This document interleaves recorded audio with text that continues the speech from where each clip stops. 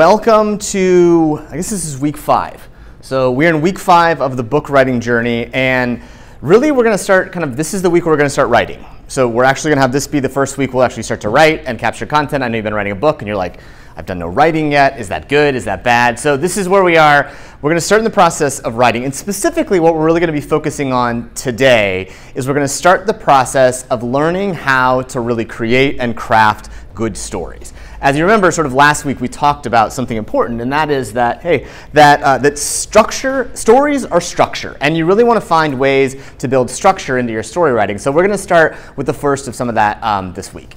So here's the core things where we are. We're basically in sort of just finishing up the Get Smart phase. And the Get Smart phase is really this first month where we're going to be learning how to think about our topic, how to learn about our topic, what we want to tell stories of. And so that's what we're going to be moving into the second phase. And the goal of this first phase, if you want to sort of figure out where you are you in a good place, are you set up for success? Again, this isn't necessarily to mean that you can't be behind in these ones, but if you've got sort of 6 or so interviews that you've scheduled, that's a really great place to be. If you've held a couple of them, we were even talking today, having those first couple interviews can be really, really powerful. It sort of helps you kind of get confidence in it.